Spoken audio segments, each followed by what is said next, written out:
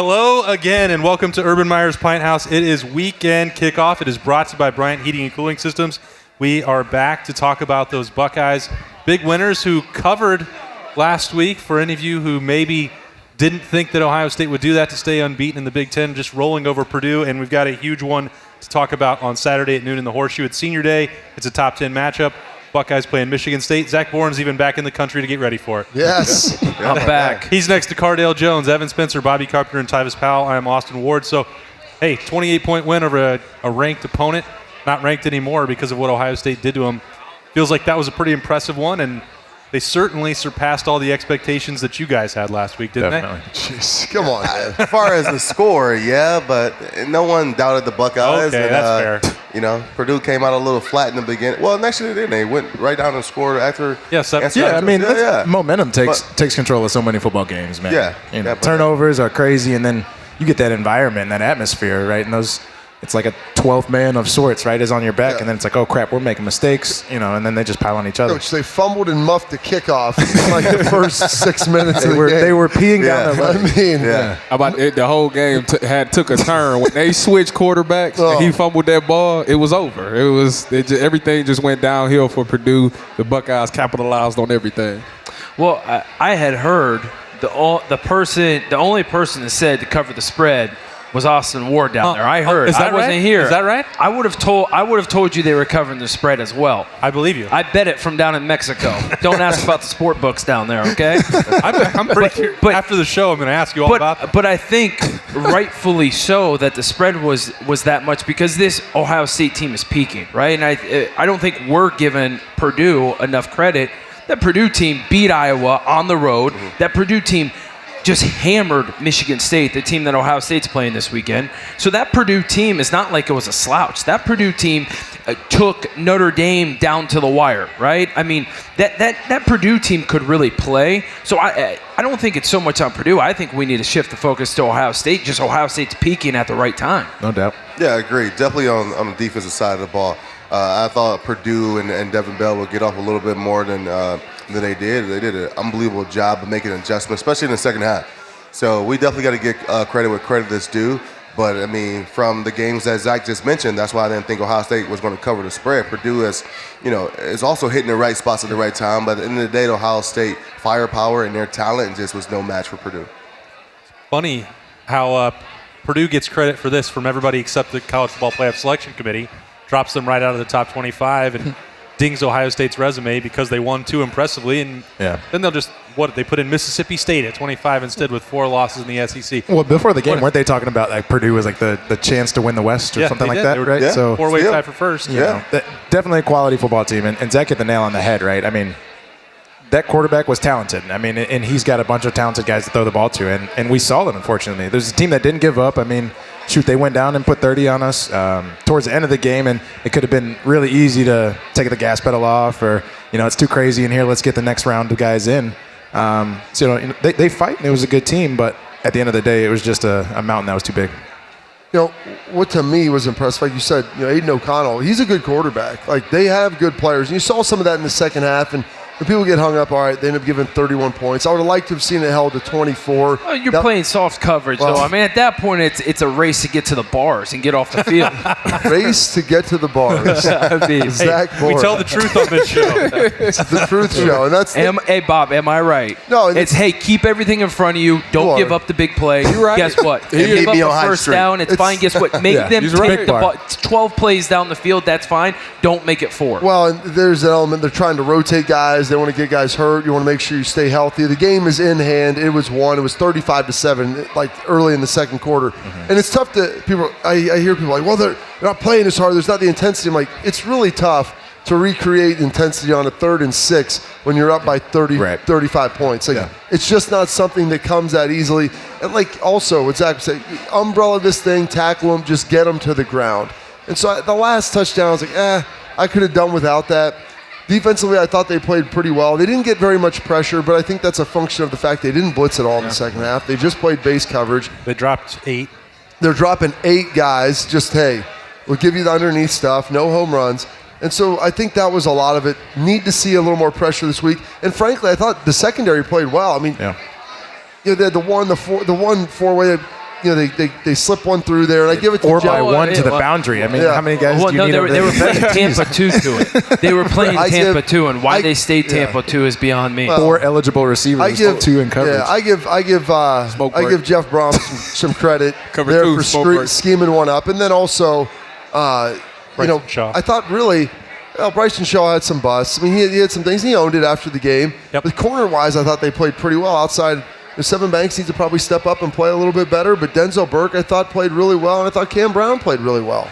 And I thought Lettermen Ransom played really well, right? Yeah, I think he finally stepped up this week. And so I think moving forward, you're going to see a lot of – they might go to the old school 4-3 defense, especially this week, and you don't really see it now because when we're playing at Ohio State, you're mostly a nickel, 4-2-5. And you got the nickel player, which we see as Lettermen Ransom all the time.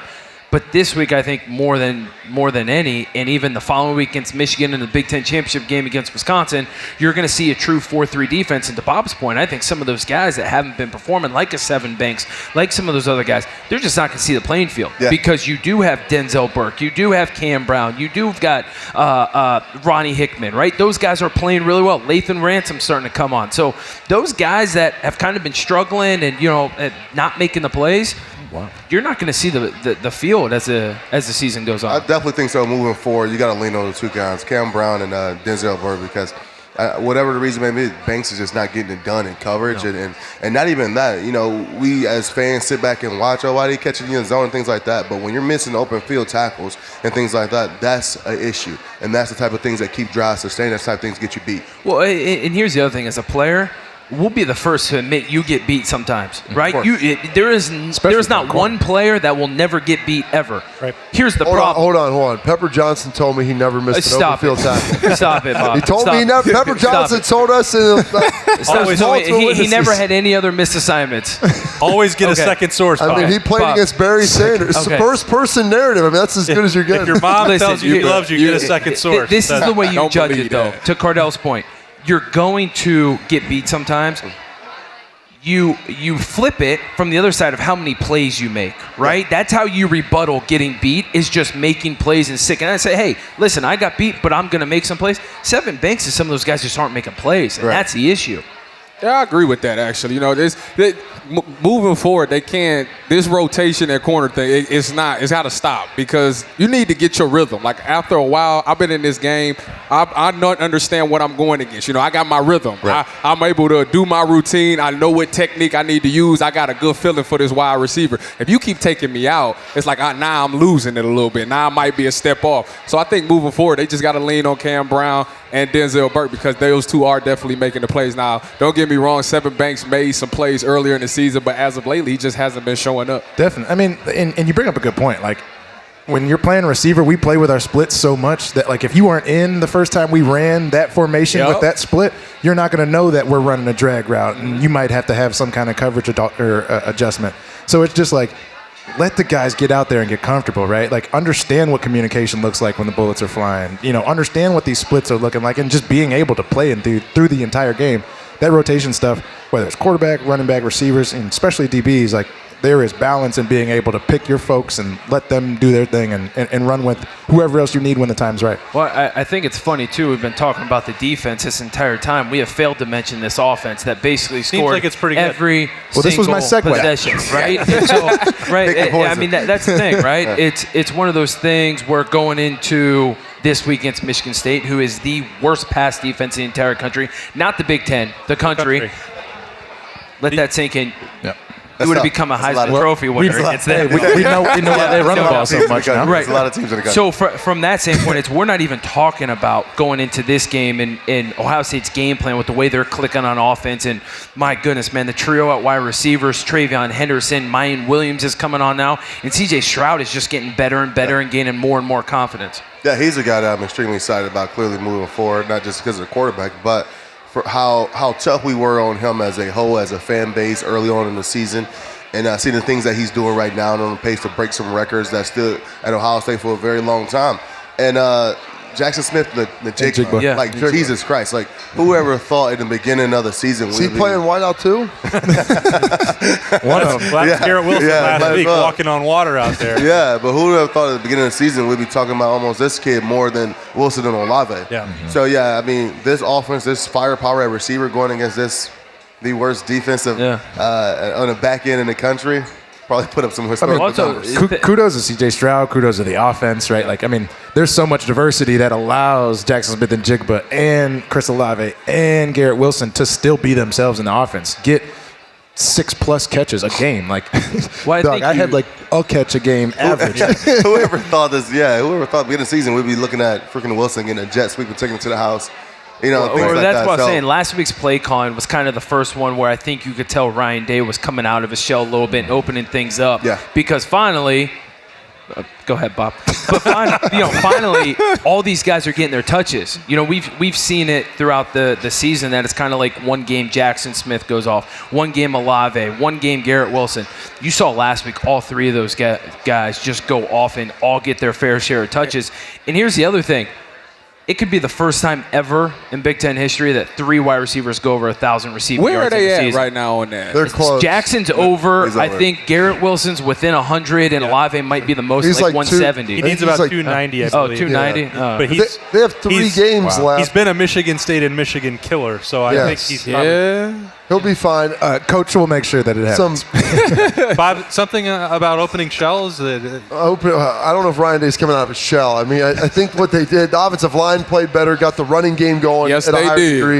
You know, so that was a big piece of it. They started exploring some more of the perimeter runs that the jet sweep obviously was a part of it. But even with Travion, they started getting some perimeter runs. I love when they get under center and they hand the ball to Right. Right. I mean, it's just diversity in what they're trying to do, and it keeps the defense guessing. And then also, I've been as critical of C.J. Stroud as anybody, just simply due to the expectations of what I think his talent is and what's expected of that position. And, you know, running, not running, all that nonsense. He played a really good game. Yeah. Like, no one's going to tell you to run if the run isn't there. If you're sitting there throwing, you did the nice touch. And the one thing people didn't talk about, you knew, because you were at the game, and you were over there, you and True Digressions, Mr. Tim May, chasing that hat off the field so it didn't blow right out the tunnel as we're sitting there talking about it. But that's a big piece. It was a little bit nicer in Mexico. He threw the ball. He threw the ball well in the wind. Yeah, he did. Great. And you know, from a guy like he's a California kid, you wonder, you start getting cold and in the Midwest, being able to cut the wind, cut the elements. That's a big piece, and that was reassuring looking at that because historically, Michigan State's best defense against Ohio State is crappy bad weather, Crappy inclement weather, Yes. Hey, and maybe a 4th and 2 play call in Indy. But outside of that, I'm the only one at this play. Well, Zach. Yeah, that's bad. Zach, too. That's really bad. Zach and I are the only 2 people standing here who haven't lost to Michigan State twice. So, go Bucks. Oh, Jesus. Oh, wow. What is going snap. on? Oh, snap. Wow. Seriously. I cannot have believe lost you just Hey, did that. That's true. Not in the regular season. I know what else is true Wait is a that minute. the weather is changing and Yeah. Bryant Heating and Cooling is stepping up. That's a great point, Zach, because next week is wasn't- Thanksgiving. Are you ready for some turkey dinner? Maybe a little pumpkin pie?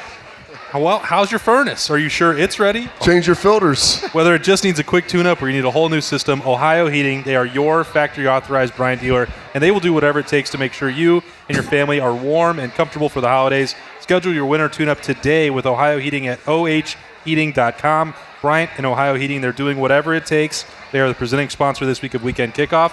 So, So I had to get that in the I know you Michigan did. State jab.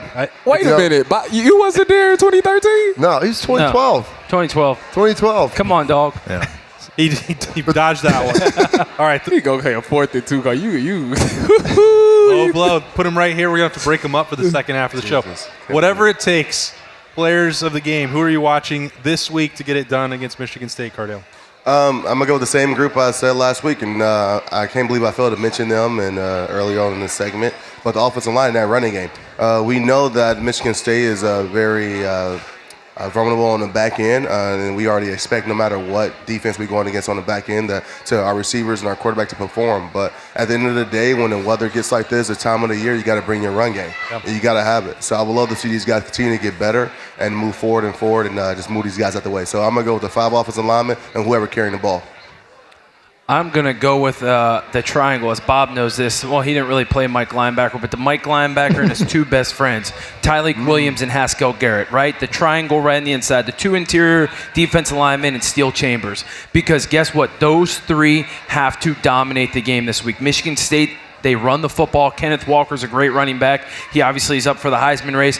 If those three guys can play really well, and Haskell Garrett, Tyleik Williams can take up those interior offensive linemen, and Steel Chambers is able to run free. That's why they're best friends, Cardell. I'm just trying to teach you. If he can do that, and Steel Chambers is able to run free and make plays and play downhill, the Ohio State defense would be more than fine. Yeah. Middle guy. The triangle. We learn. You're going to hate me, Tyvis. stuff. I'm going with you, man, but I'm going with your group. Across the board, though, Lathan Ransom, Denzel Burke, Cam Brown, all of these guys, because I want to be able to look at a productive offense in Michigan State and say that, you know what, we took away one of their weapons. They're going to run the ball, and they're going to have a number of unique ways to try to get that guy the ball in between the tackles, outside the tackles, and even out of the backfield catching the ball. But if we can take their receivers away, right? Jaden Reed, I think his name is, right? Yeah. He's a playmaker. Right? At the end of the day, his releases are incredible, and they put him in the slot, they put him at X, and they put him at Z. So that means all three of our guys in the secondary are really going to have to come with everything they got this week, and I'm excited to watch them. And that's one of the things. Jalen Naylor is his counterpart. If he doesn't play, it's going to be a rough day for Michigan State because I think they need both of those guys out there.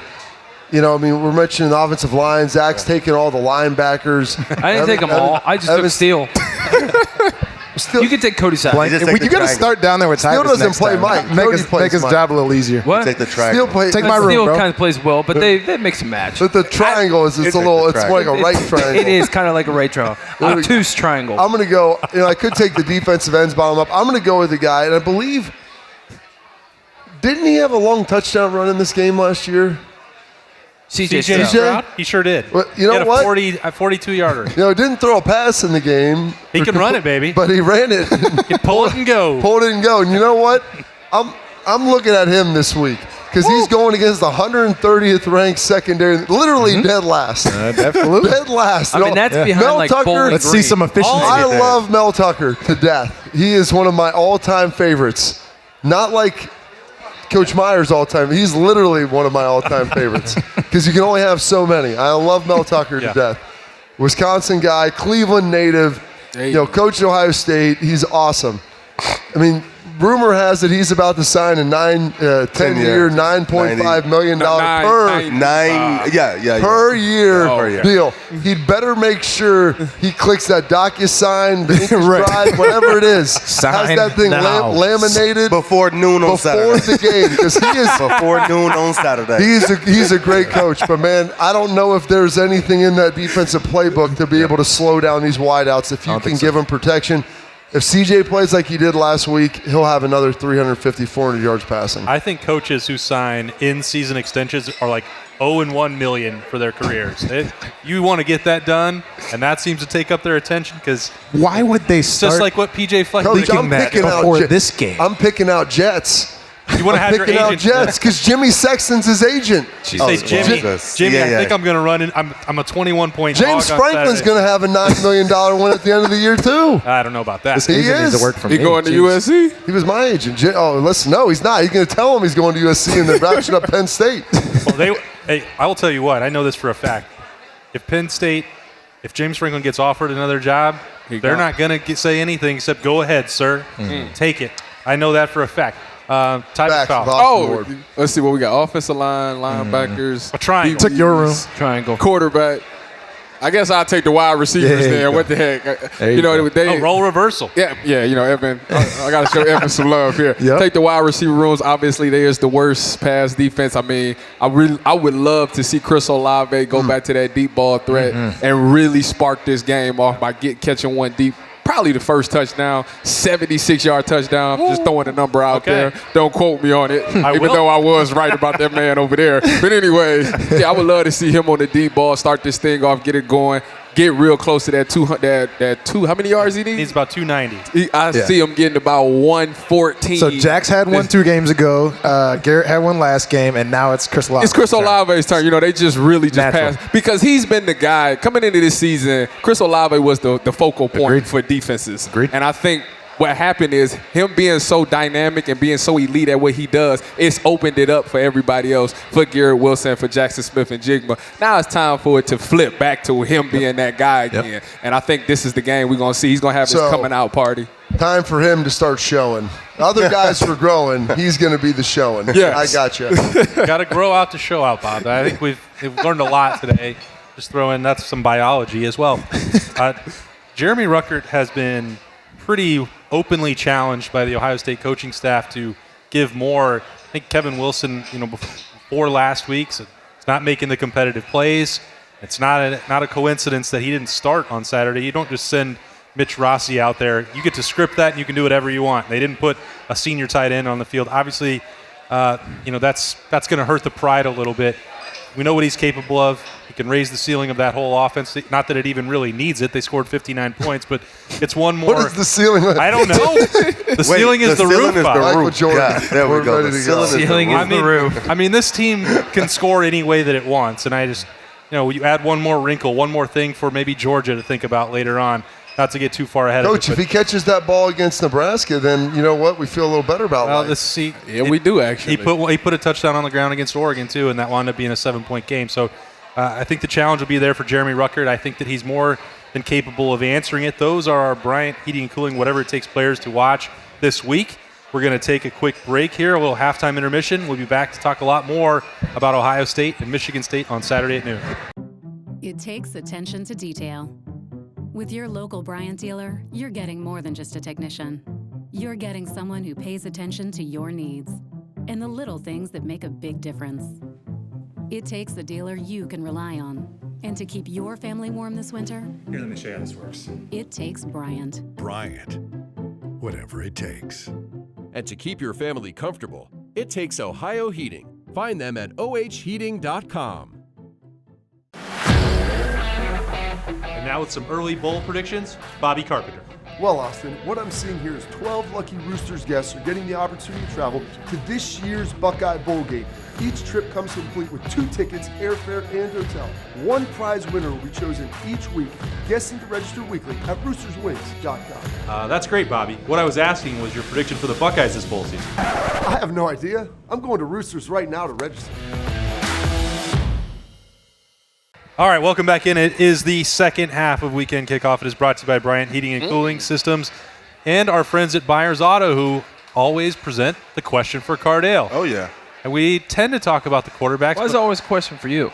I think He's the because it kind of quarterback, huh? I think That's just the way it is. They just like Cardale. question. I think, and then buyers auto cars. Okay. I think that's what it is. Okay. That's as good of reason as any. You guys can all take a stab at this because it works not just for Cardale, but when you go into a game, and for this one particularly, you touched on it. Michigan State is ranked number 130 out of 130 in the country in pass defense. So this could be anything. A rush defense that might struggle, or cornerbacks. Bob, I don't know what it is for you. I mean, matching up with a team that can't throw to a tight end, I don't know. You can tell me, but whatever it is, you look at it, a team struggles. How do you keep yourself focused on that? You still have to execute your own job, but man, Saturday could be really big for me. Keep your excitement level in check, maybe. Well, at the end of the day, you still got to go out there and game plan. I mean, you got to go out there and execute it too.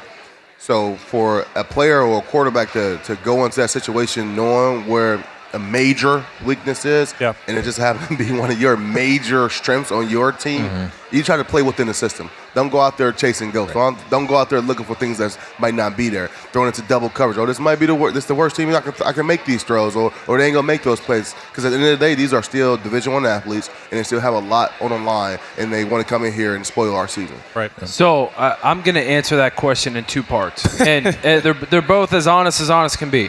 Oh. When you are playing, you don't pay attention to stats. You just don't. You pay attention. When you show up on Sunday, you know who you're playing. After you go through your film and you start looking at the next week's opponent, you're looking at their personnel. You're looking at how they play. You're not looking, hey, they're knowing that they're last in the entire country in pass defense. You are going back to game planning and playing against the personnel. You don't even look at stats. Now, on the flip side, for everyone that wants to think football players, especially college football players, are behind walls and don't know anything that's going on in the outside world is completely false. Completely false. Those guys are checking Twitter after games. Those guys are keeping up with the media here in Central Ohio. Guess what? Those guys know College Game Day's coming this Saturday. And guess what? We're all fans, right? When you're playing, I'm a fan of College Game Day. I know when College Game Day came to town and I'm playing, guess what? You know. You wake up that morning, you put your feet on the ground in the black wall, and guess what? Your hair sticks up a little bit more. You're not playing Purdue. You're not playing Illinois. It's not even like you're playing Wisconsin. It's College Game Day, right? Like, it means something. So those guys aren't paying attention to the stats. Those guys know who they're going up against, know everything about them from height, weight, what they don't adjust well, what they do adjust well, maybe what their girlfriends' names are, right? You know the whole gauntlet. But from the other side of things, you get excited to play the game. They aren't thinking about the stats. Man, they want to go out there and show out because it's College Game Day. They're involved in the hype just as much as us fans are involved in the hype. Yeah. Well, I mean, what I was just going to add on to that is just like, as a receiver, I made a joke earlier about maybe catching one ball a game, but offensive pass, if you're looking at like something even as productive as Chris Olave, even as productive as Jackson Smith and Jigba, like you still have to just perform when your number's called, right? So like it's your job to go out there and block the corner and keep yourself mentally engaged and know what's going on special teams, because when we run a drag and we get that first man coverage, right, like you need to know how that defender is already playing you, right? So if you're too excited, oh my God, this is the worst cornerback and secondary room I've ever seen. Well, you know what? Guess who also probably knows that? Their defensive coordinator. So he's got unique ways to plan against this, right?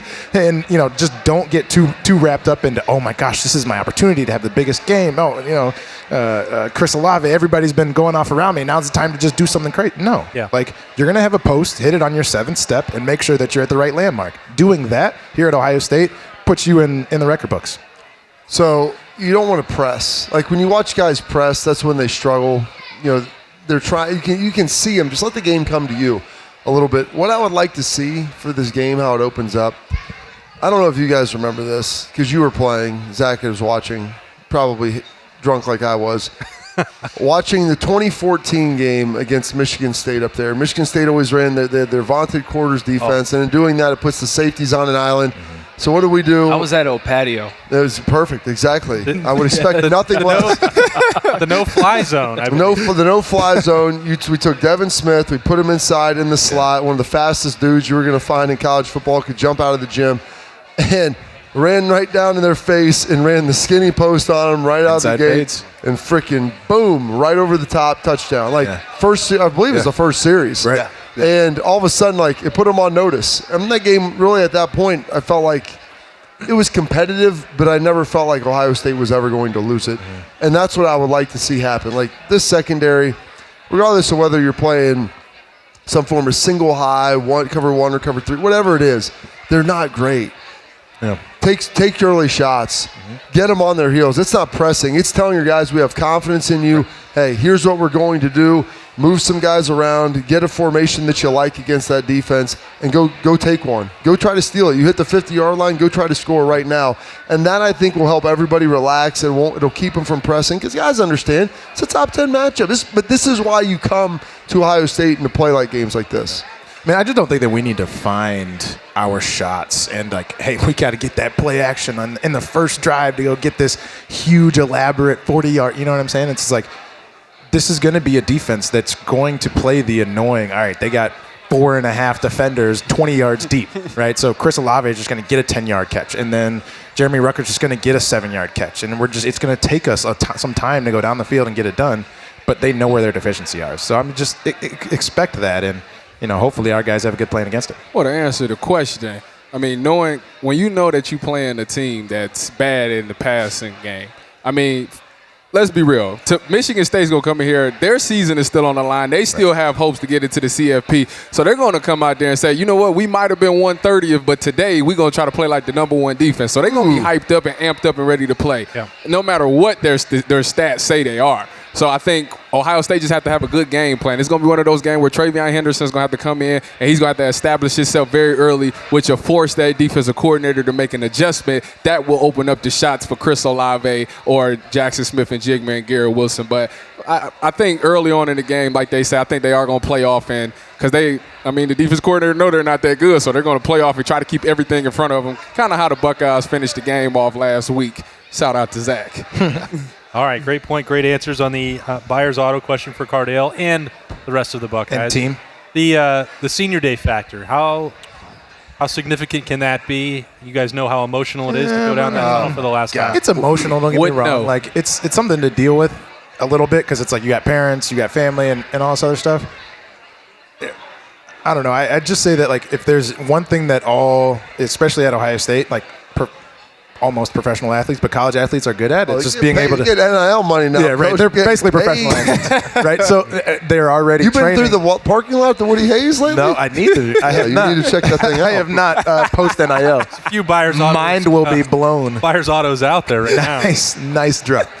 But no, I mean it's. I don't know.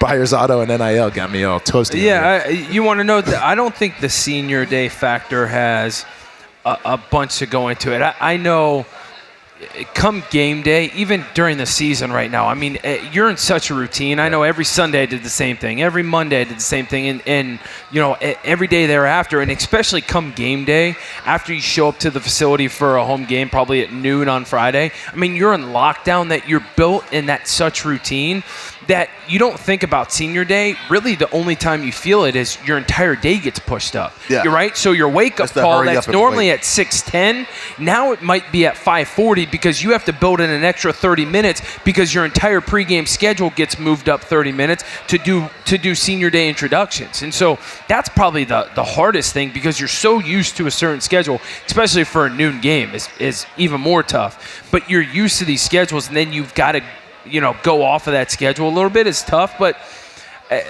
with this not being the Michigan game, I think it makes it easier. Yeah. When you've got senior day in the Michigan game, it's the last game of the regular season. I think maybe that one's a little bit tougher, but knowing, hey, this is senior day, but next week we're still got regular season Big Ten play. We're still going up to the Big House. It just doesn't hit as hard, if that makes sense. It may not hit as hard for everybody else. Michigan game is awesome because you have a ton of pride and all these other things that are going there, but for the seniors that'll be out there and like everything that those guys have been through, you think about the seniors, they've been through a coaching change that they probably didn't think would happen. They went through COVID and everything last year. They've been to national championships, have fallen a little short. There's a lot there that's on their plate. They also got 4 Big Ten championships. They also, not yet, okay? They've got one more. Some of them do. Some of them got some of them, the redshirt guys, the fifth years do. The fourth-year guys, they still have one left that they still have to get. I know we want to put the ring on their finger, but let's just – I know you like it. You want to put a ring on it. Let's just wait for just a second, okay? But, with that and the older you guys get, the more perspective you have, and you probably even have some now, and you realize when you get here at Ohio State, you run down that tunnel for the first time, and it's kind of overwhelming, and you feel like you're going to be running down that tunnel for the rest of your life. Yeah. And then one day, all of a sudden, it's like you start looking at it probably a game or two out, and you're like, yeah, I got like 1 or 2 of these left. And so your parents are out there, and like Zach said, it pushes everything up. There's some inconvenience and everything to it, but it's an emotional moment. And that's one of the things, like, I always would prefer to start the game on defense because I think you can play a little bit more emotional on defense. Where offense, there's a little more timing. You get guys jumping off, false starting, and, getting a little antsy in their routes. And so there will be, I think, early in the game, just that heightened sense of emotion, understanding everything that's gone into the last 4 or 5 years. But I also think it's a maturity thing, right? Yeah. Like, at that moment on my senior day, it was really our last game. It was the hardest scene. If you want to talk about emotions being high, it was our last game. There was no Big Ten championship, no bowl game. Right. Like, this was the last time we were ever putting on pads together, was that game. And so performance surgery on John Simon in that's the it, right? In the back room before the game, there were all kinds of crazy stories. But that no day. anesthetic. Yeah, talk about our after party at Charlie Bear that night. We could go on and on about some stories from that day. Real but life. the emotions going into that game, you just don't even think about it. And even from that standpoint, knowing it was our last game, you just your mind is trained so much to go in there and just do the mission, right? Accomplish the mission, and that you don't even think about it. Whereas in now, if I were to go back to senior day and all the appreciation that I have, like you said, Bob, when you first get there, you think it's going to last a lifetime, but you truly don't have an appreciation for Ohio State and Ohio State football until you're away from it, until you don't have it anymore. That's when it sets in like, man, I didn't realize how cool that was. I didn't realize how good I had it. And so now going back, I think all of us would say senior day would probably be a lot more emotional. Oh, yeah. But during that time, you just don't realize it because you're still in the moment. Well, so I don't think those guys are going to feel it as much. And you're thinking about the landed dance after the game. The landed dance. Yeah. You didn't think I'd remember So priorities Yes. clearly need to be evaluated. I believe that the senior night, no matter how you want to spend it, I do think it has a tad bit of effect. I think it will be one of those things that affects the first drive for offenses and defenses because it will be emotional. The crowd will be into it. This will be, in your mind, you thinking, I got to go out and show out. My parents is here. I got to go out and play with my brothers at home and put on one final performance for this crowd that's been here for me for the past 4 or 5 years. So I need to go out there and show out one last time for them and have fun. So I definitely think senior day definitely plays a part. I mean, think about this. This is the last time some of these guys will be able to have Instagram stories with their pads on in the shoe, all priorities, right? Twitter streams, all this stuff. Doing some. Yeah. They rich. They don't care. There's all these opportunities. Until it's Thursday, they'll post the Throwback Thursday. Throwback. Well, you can, but they're reruns. They're reruns. Hey, those get old quick. First time it's live. All right, Those get old quick. it's going to happen on Saturday at noon. There's no slowing it down. Zach, what's the number down in Mexico at those sports books you were at? 19. 19. It's time for some Coors Light Silver Bullets picks. I was going to place a big bet knowing I had to go back down there to collect, but I did it. That's the right move right there. As you guys said, I got it right last week, and everyone else missed, right? Well, you stop. Okay. Good job. Yeah. Good job. There it is. I just needed one. Listen, he's like Floyd Mayweather over here, only talking about the wins. He doesn't talk No, I'm about like Floyd Mayweather because I'm making it rain. Whatever. Make sure you get down Money there. May. Make sure you place a bet this week. All right, you got it. Cordell. I got a shellacking. He's back on the shellacking. 63-17. I got a shellacking. 63-17. How can you throw that number I got out there? drinking that Man, Jim, he was feeling some type of way watching the offense last week. Jim Jones Kool-Aid with us. I think they liked it out there. I think with the Buckeyes firepower, I think with a defense that's not so great at what we do extremely well, and I think the hype and the excitement around Mel Tucker's potential contract, they're going to come in here and be flat as possible, and the Buckeyes got more to lose. And I think Ryan Day is going to go make a statement. He's tired of hearing all this number 4, and they could potentially get bumped out the top 4 if they win out and all that other stuff. Go make a statement these last 3 games, potentially with the Big Ten championship game. And I think it starts here this weekend with Michigan State, 63-17. I think this team has kind of been waiting to put it in the next gear. And that's what we saw it last week. I think they just knew, hey, we just got to keep it together, keep taking care of business, and then finally we know kind of when to hammer it down. And that's what you're starting to see. And last week was phenomenal. That offense is clicking on all cylinders that we talked about multiple times. I didn't talk about this earlier, but when Bob brought up the contract, and I know Cardell just brought up the contract too, if I'm that coach, You better sign it. Hey, I'm signing that before I even get on the bus to come down here or the plane to come down here on Friday, because this is what I'm saying. Ohio State's going to win this game 52-16, and Michigan State's going to be a 4-loss team at the end of the year. They're going to lose this weekend. They're going to lose to Penn State, and they will get matched up with a decent team in the bowl game, and they will lose. Wow. Michigan State, I know they're number 7. I know they're number 7. You better sign. You need to call him and tell him to sign right now. I know they're number 7. But here's the thing. Who has Michigan State played this year besides Michigan? They haven't played anyone, right? Their non-conference schedule was trash. Went to Miami. Miami's awful. Garbage. They haven't played anyone tough this year besides Michigan. They pulled out a win, which they shouldn't have won that game anyways. Just Jim Harbaugh has he's got a skill of calling bad plays. Say that for next week. We'll say that for next week. But Michigan State's going to get beat. 52-16, he said. 52-16. 52-16. And then they will get beat so bad, they will follow that up next week against Penn State, because they're going to realize that, hey, we don't have a chance anymore. And you sure with the 16? So they gonna kick he's had a couple of odd numbers that have been good. Touchdown, 3 field goals. So you think, hold on, so Ohio State gonna go up and they just go keep kicking field goals? No, I think it's going to be early on, and then I think Ohio State's just going to hammer them. Okay. I think they'll probably get 2 field goals maybe on like the first 3 possessions, and then Ohio State's just going to put it to them. I got you. Shellac it. That's 2 shellackings. If that comes true, That boy a prophet. I know. He got it. I have to go slightly above just the number, right? Calling 20. So we're going to go 45. I'm working on the rationale behind this as we speak here, but 45 to what? 21? 45, 21. 24 point lead. Yeah. So and on that side, like again, they struggle from a covering the pass standpoint, but again, we're still talking about a really effective offense in terms of them being able to control the football, right? So eventually, Kenneth Walker's going to pop some. Eventually, they're going to have the ball for half of a quarter, right? And sometimes that ends up in touchdowns, right? So I mean, they'll get 3-ish. What did I say? 21. Yep. Yeah. So they'll get 3. Maybe they'll get a field goal in there, and then I'm wrong, but nonetheless, I just think there's not much stopping or slowing down our offense at the moment. We do have to find balance, so we can't lean on those receivers the entire game, and maybe that's what slows us down from getting to a 63 number like Cardell's doing. But that's what I got for you. Did you see Kenneth Walker run against Purdue? I did. I did. Man was possessed. Looks a lot like Le'Veon. Guess what? He couldn't run. Kenneth Walker got shut down by Purdue, and I'm telling you, look at what Ohio State did, Purdue's run defense. I don't think Kenneth Walker's going to be running anywhere this weekend besides backwards. Oh, snap.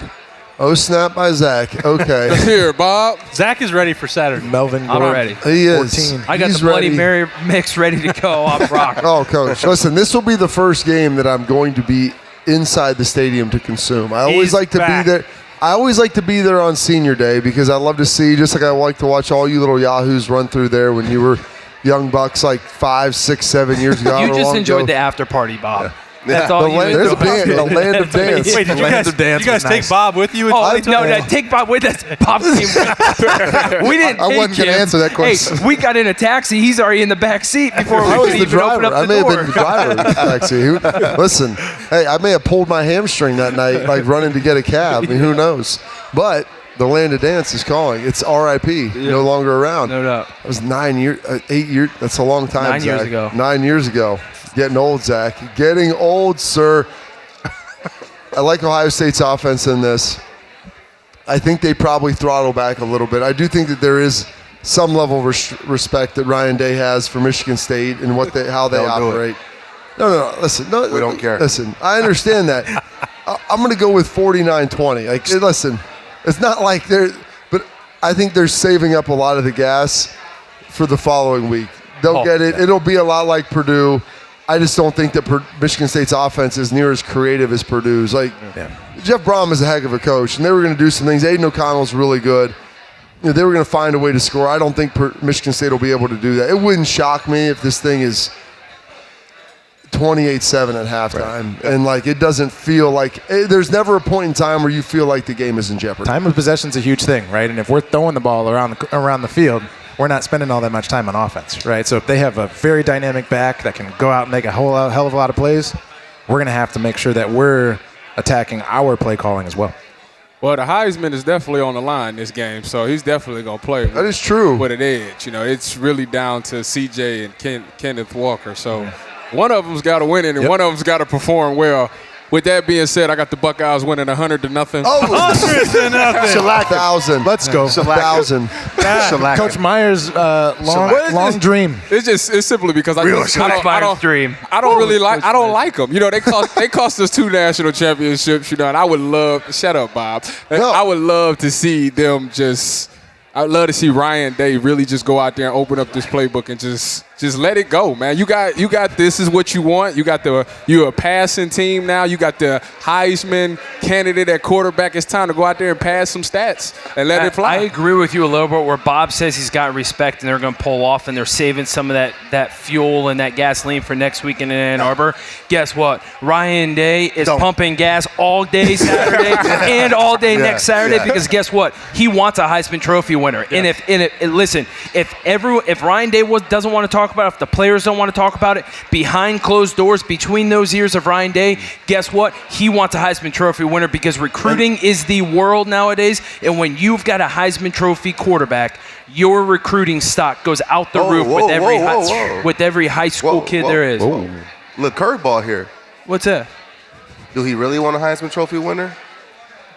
Does he really? Do he really want a Heisman? I mean, wow. NIL because Quinneris.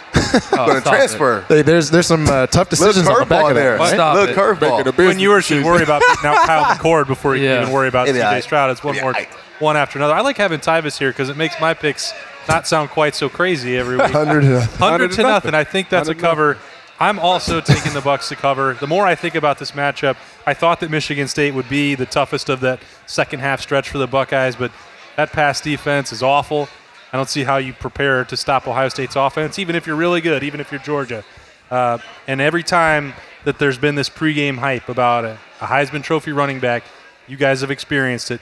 When Ohio State has to take a key player like that away, whether it's Melvin Gordon, Derrick Henry, whoever Monty else. Ball. Monty Ball was going to break the NCAA touchdown record against us, and he was on the 1 yard line. Had 4 tries to do it, never got it. Derek might have been Ryan Shazier knocked it out. Yeah.